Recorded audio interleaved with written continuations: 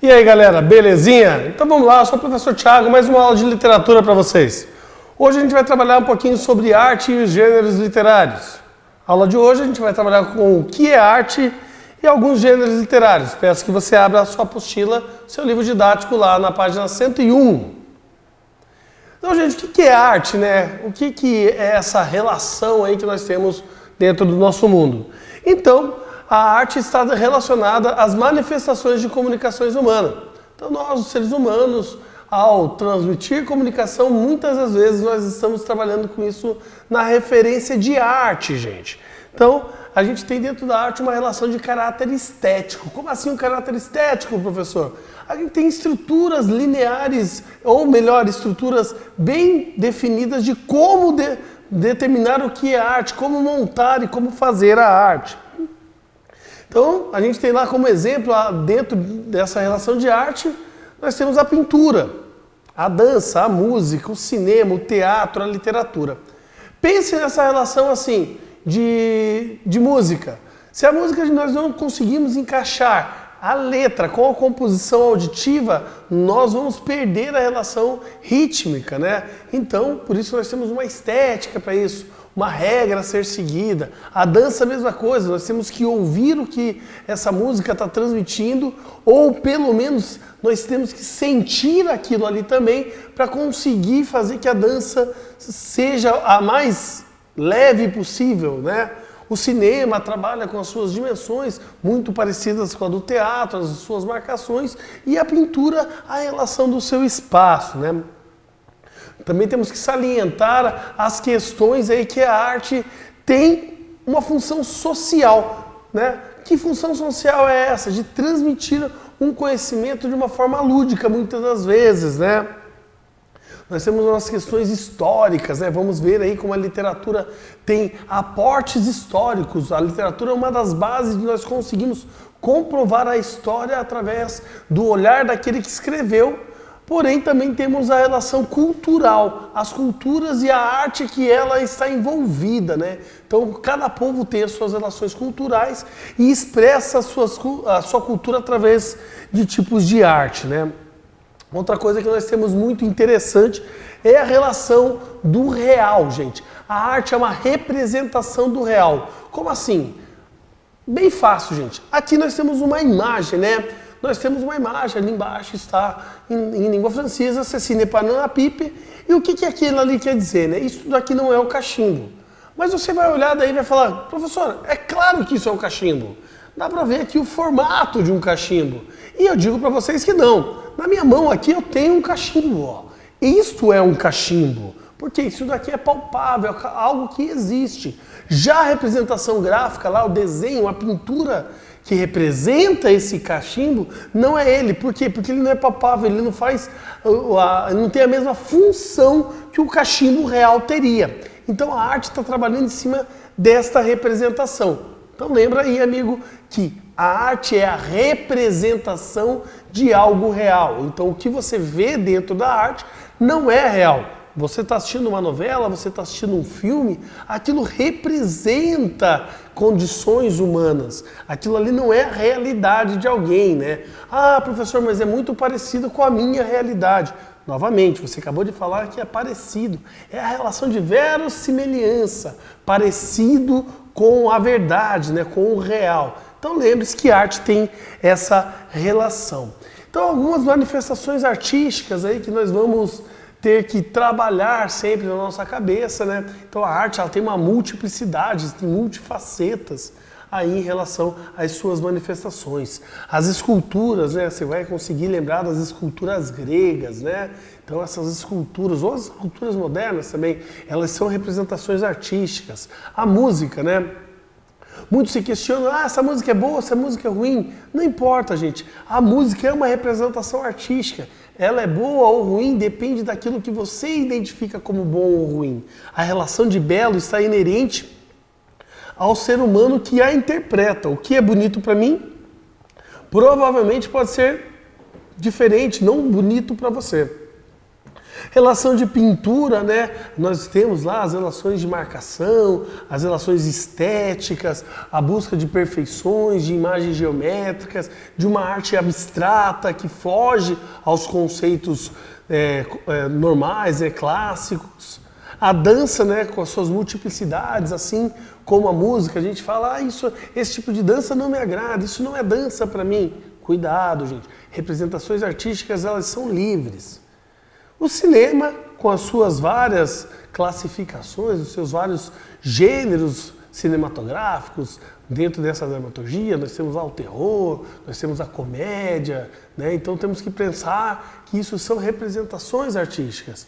O teatro, assim como eu tinha falado, o teatro ele remete a gente pode remeter desde a Grécia Antiga, né?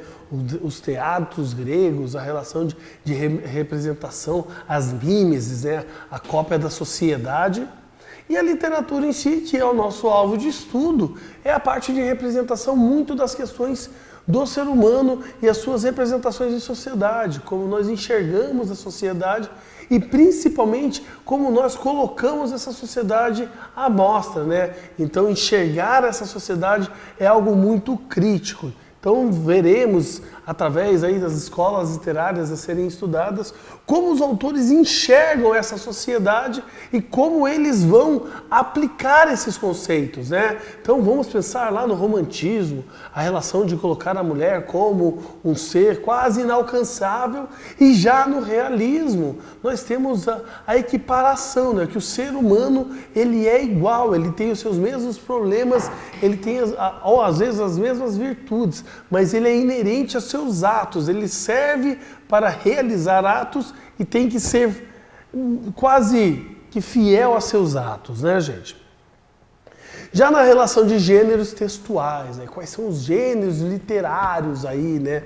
Essas são as formas que nós agrupamos cada tipo de texto, né? Então nós temos que agrupar através da sua relação de estética. Cada texto tem uma forma e essa forma tem que ser agrupada. Então esses conjuntos, né, tem que ter uma característica análoga, muito parecida. Então poesia se encaixa com grupos de poesias, né? Os poemas eles têm as suas estruturas lá bem marcadas. Normalmente lá nós temos o que? Nas estruturas poéticas, né? Versos, estrofes, as rimas, né? A metrificação. Então nós sabemos que um texto dividido em versos, obviamente ele vai estar no grupo lá da poesia, né? Então a gente tem que ver se isso é uma poesia clássica, isso é uma poesia moderna, aí é outra coisa, né, gente? Então a gente vai ver isso aí dentro do gênero do lirismo, né? Essa relação do eu que fala algo. Nós temos lá, quando a gente começa a contar histórias, né, onde nós temos um narrador e seus personagens contando feitos desses seres, nós estamos trabalhando lá com a relação narrativa, né, dos épicos, onde nós contamos feitos heróicos, né, nos épicos, ou as narrativas mais modernas, onde contamos atividades humanas.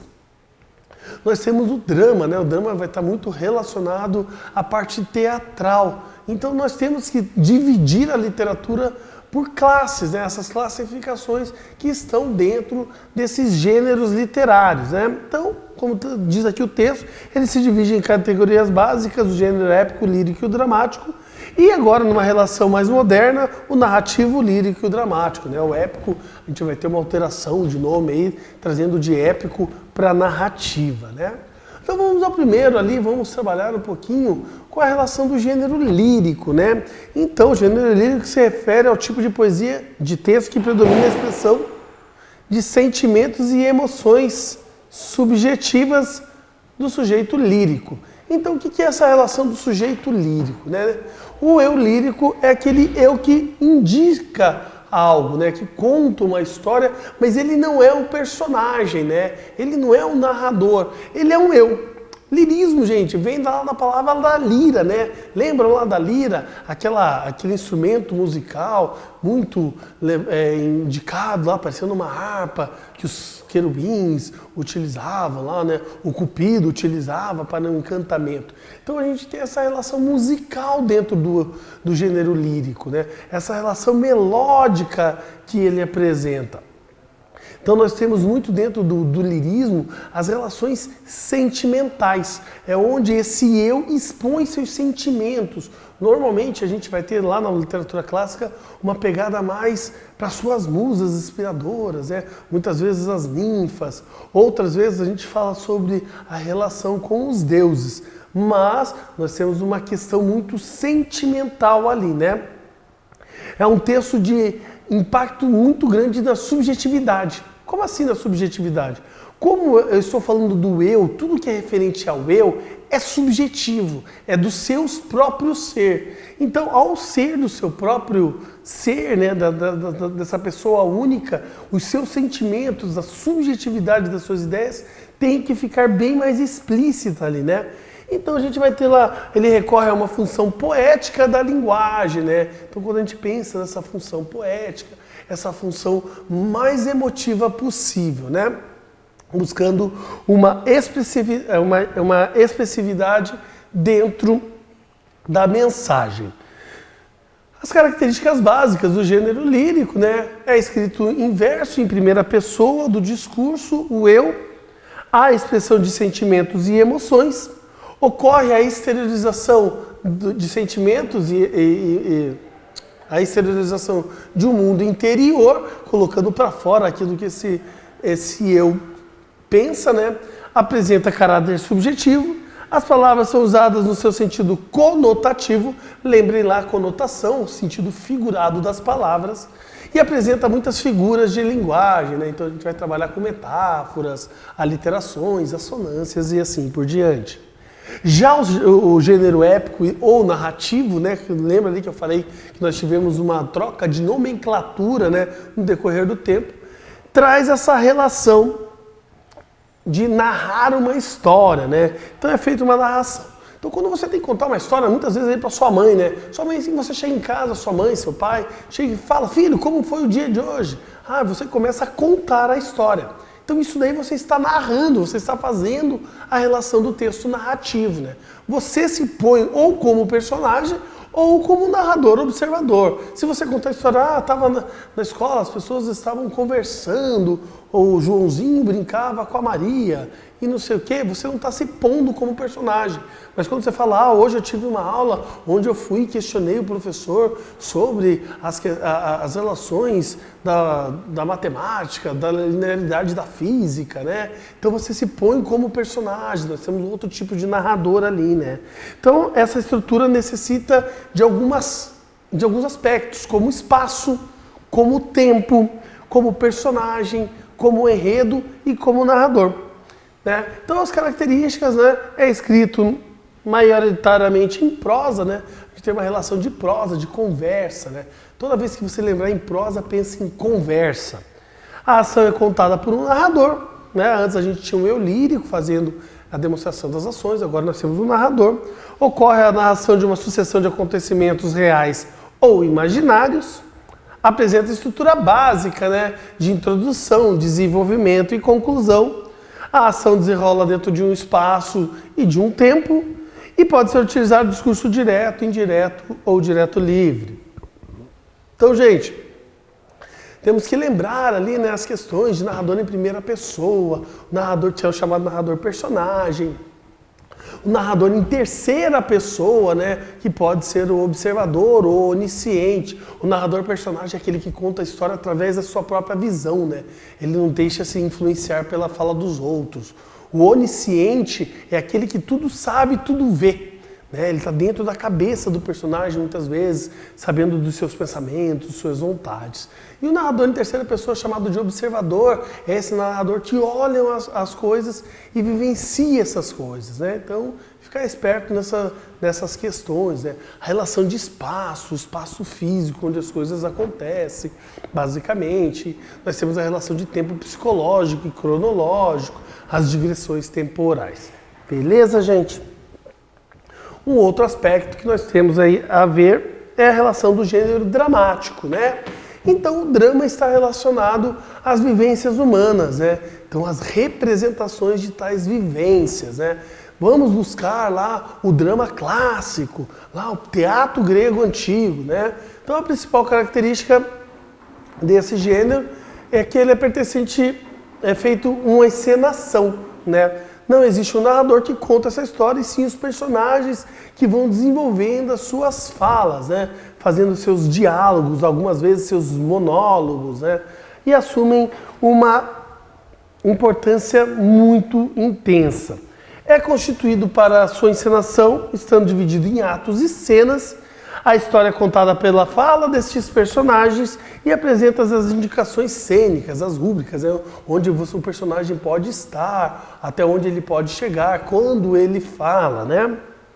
Então, gente, eu peço aí como tarefa de casa para vocês, que vocês consigam criar aquele mapa mental, né? Bem bacana ali, onde você coloca cada posicionamento das coisas, como você conseguir entender, faz a relação de como uma coisa está relacionada efetivamente à outra dentro dos gêneros textuais. Beleza, gente? Eu sou o professor Thiago, professor de literatura de vocês, e muito obrigado por essa aula.